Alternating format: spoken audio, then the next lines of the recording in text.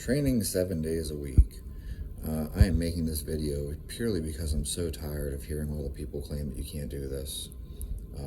Oh, you can't squat every day. You can't train 7 days a week. You can't do this. You can't do that.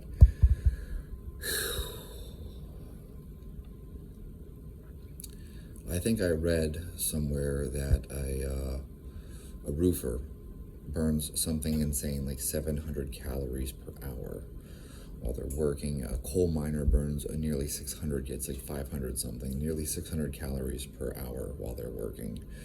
And these people go to work every day, and some of them work overtime. It's interesting.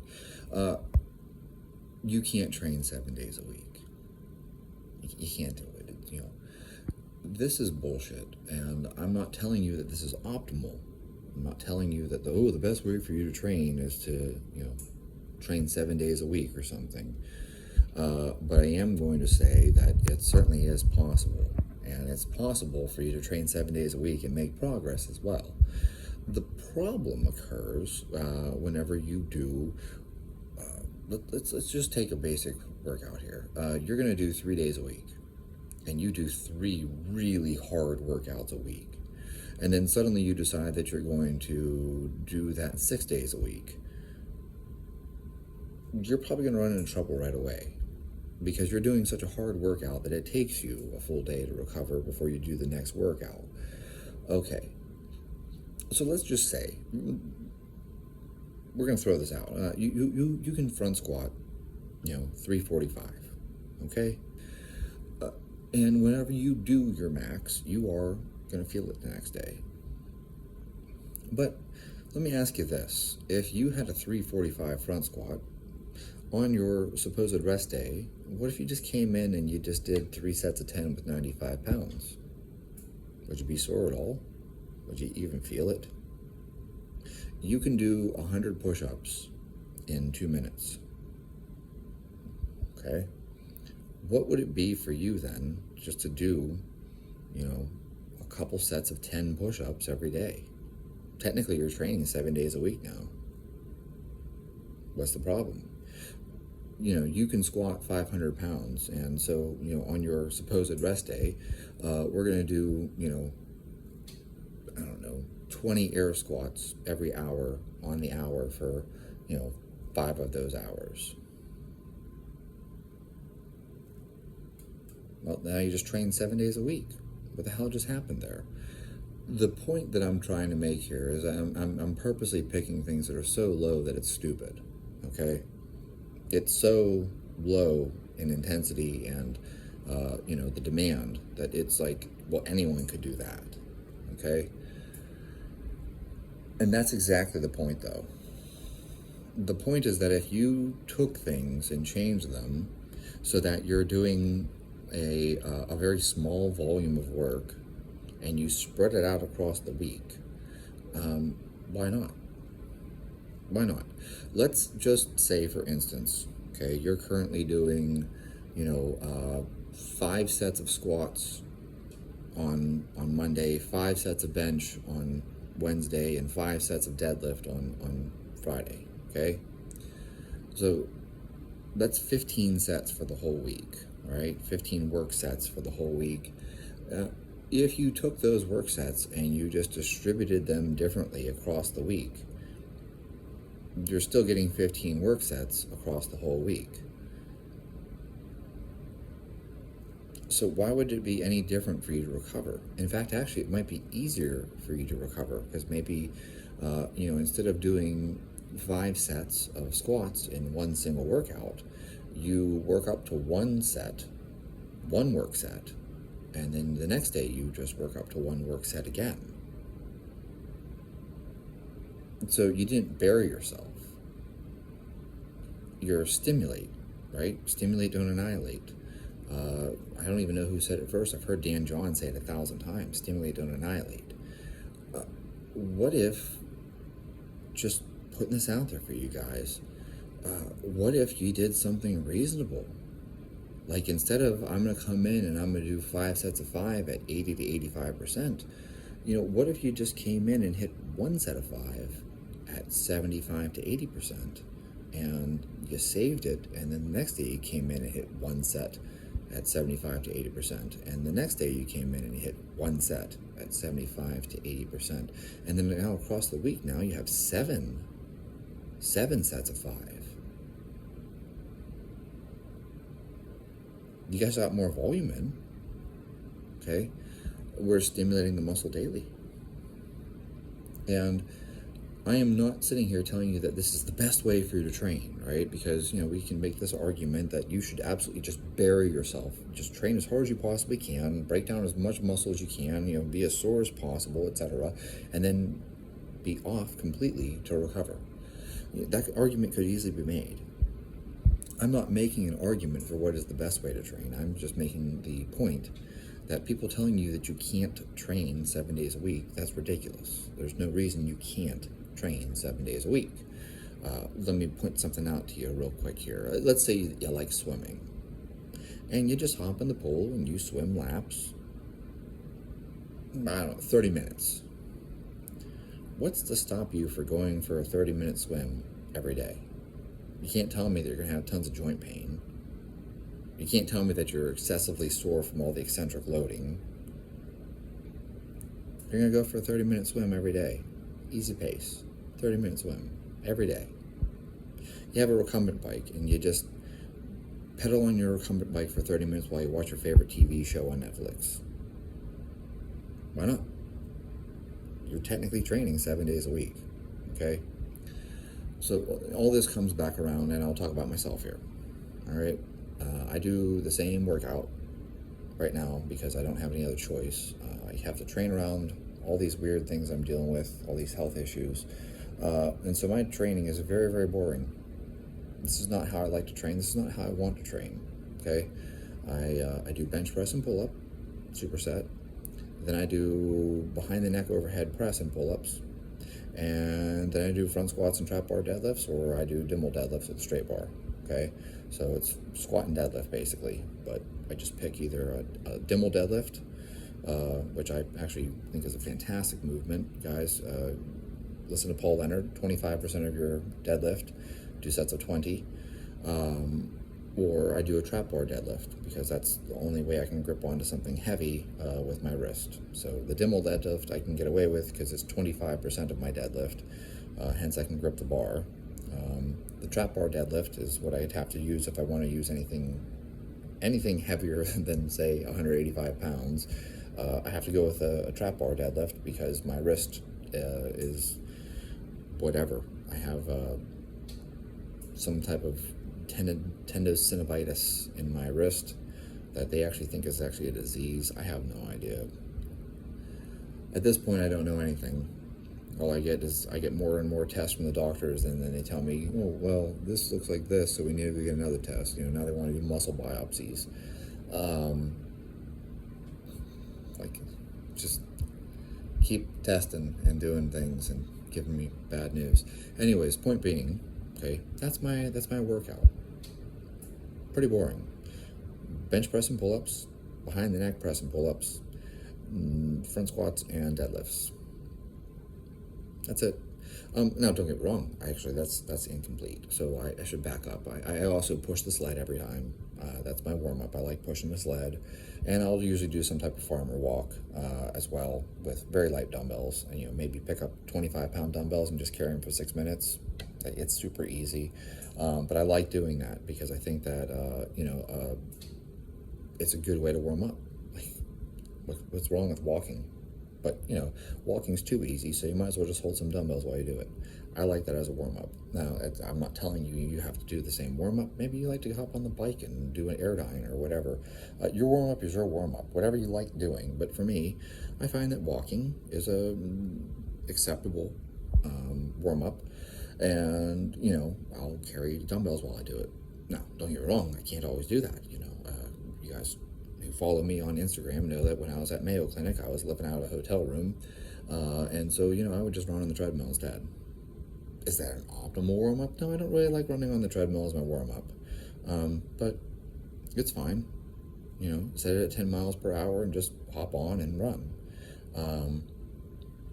It's a treadmill, though.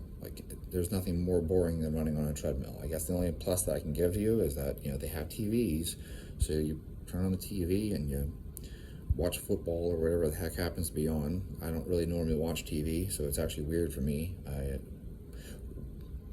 We don't watch TV at home, so it's only something I watch when I'm in a hotel, because that's what I do. Like, whatever.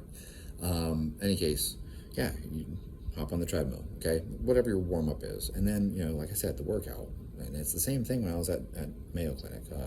I did dumbbells because that's all they had. So I did dumbbell bench presses and rows because I can't do pull-ups. They don't have a pull-up bar.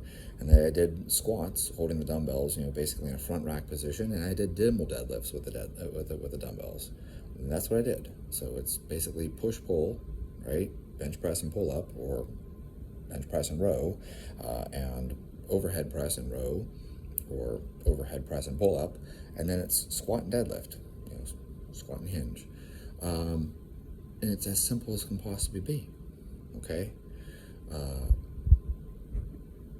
feel like I've lost the point of this because I'm talking about, my training, and I'm giving this as an example, okay? But you can easily do that 7 days a week, provided that you don't go crazy heavy. So, if I come in and I say, I'm going to squat 345, no, I'm not going to do that 7 days a week. That's not going to happen. There's no way I'm going to squat 345 7 days a week. But there's absolutely no reason why I can't come in and squat 95 pounds for 3 to 5 sets of 10 7 days a week. There's no reason why I can't come in and front squat 225 to 255 for 10 singles. Just set a timer, do it on the minute.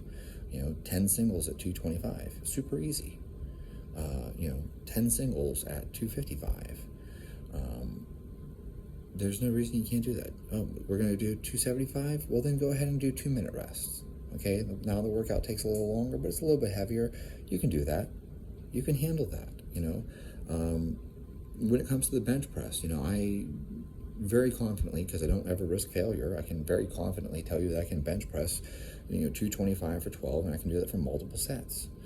But a lot of days I come in and I'm just like, I'm going to do 225 for sets of 3, and only 3 pull-ups at a time. And I just go back and forth. Like, there's hardly any rest between the two. But my rest between the two is I get off the pull-up bar, I write it down in my notebook, and then I get back on the bench and do the next 3 reps. It's super easy. It's, if I can do 12 with 225, doing sets of 3 is not hard. And you can do that 7 days a week. You follow what I'm saying? It's the idea that you can't train 7 days a week. It's true. Like, if you were trying to train 7 days a week and you were doing, I don't know, say Wendler 531, big but boring, I think that's the name of that one, big but boring, and you just went through the workouts 7 days in a row and just nonstop, no days off, that would be too much. You'd probably be beat up. But you know what? Like, if you just scale things back and you just cut your volume down, like, these aren't long workouts. Like, it does not take long for you to do 3 bench press, 3 pull up, 3 bench press, 3 pull up, 3 bench press, 3 pull up. You're just going back and forth between the two. You knock out 8 sets real fast. It's 24 reps. Super easy. Move on to the overhead press. 3, 3, 3, 3, or 5, 3, 5, 5, whatever you want to do. Super easy, back and forth, okay? I'm not, like, I don't need 6 minutes of rest between sets. This is not heavy. This is not hard. It's just getting movement in for the sake of movement, and the point being that you can easily train 7 days a week if you scale things back. If you want to go whole out, then yes, you will need rest days because you're going to need to recover. But if you're modulating and moderating and managing your volume and intensity, there's no reason you can't train 7 days a week. This is a ridiculous claim. People tell you can't do it, and like, you sure as shit can. I feel like this should just be a no-brainer.